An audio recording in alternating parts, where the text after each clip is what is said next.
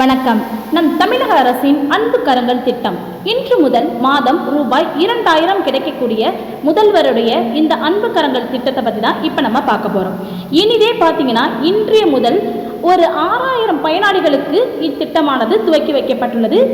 நம் முதலமைச்சர் மு க ஸ்டாலின் அவர்களின் கையால் இத்திட்டமானது துவக்கி வைக்கப்பட்டுள்ளது. மாதந்தோறும் 2000 கிடைக்கும் அன்பு கரங்கள் திட்டத்தின் தொடக்க விழா இனிதே துவங்கி நன்முறையில் நடத்தி முடிக்கப்பட்டது.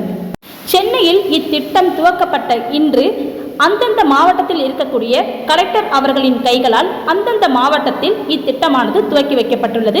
ஒவ்வொரு மாவட்ட வாரியாக அங்கு இருக்கக்கூடிய குழந்தைகள் இவர்களால் கண்டறியப்பட்டவரை அனைத்து குழந்தைகளுக்கும் இந்த திட்டத்தின் பெயர் சேர்க்கப்பட்டுள்ளது.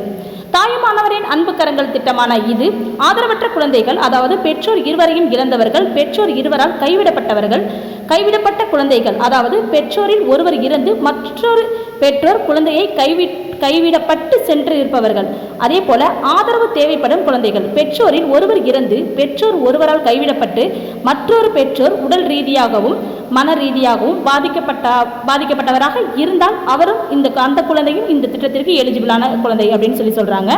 அடுத்து ஆதரவு தேவைப்படும் குழந்தை, அதாவது பெற்றோரில் ஒருவர் இறந்து பெற்றோர் ஒருவரால் கைவிடப்பட்டு மற்றொரு பெற்றோர் சிறையில் இருந்தாலும் அந்த குழந்தை இதற்கு எலிஜிபிள் அப்படின்னு சொல்றாங்க. ஆதரவு தேவைப்படும் குழந்தைகள், அதாவது பெற்றோரில் ஒருவர் இறந்து பெற்றோர் ஒருவரால் கைவிடப்பட்டு மற்றொரு பெற்றோர் உயிருக்கு ஆபத்தான நோயுடன் வாழ்ந்து வந்தால் அக்குழந்தையும் இந்த திட்டத்திற்கு பயனடையலாம் அப்படின்னு சொல்றாங்க. எனவே 18 வயது வரையிலானவர்களுக்கு இத்திட்டத்தின் கீழ் மாதந்தோறும் ரூபாய் 2000 வழங்கப்படும் அப்படின்னு சொல்லப்படுது. உங்கள் ஊரில் நடக்கக்கூடிய உங்களுடன் ஸ்டாலின் முகாமில் மாவட்ட குழந்தைகள் பாதுகாப்பு அலுவலகத்தின் மூலம் நீங்கள் இதை விண்ணப்பிக்கலாம் அப்படின்னு சொல்கிறாங்க.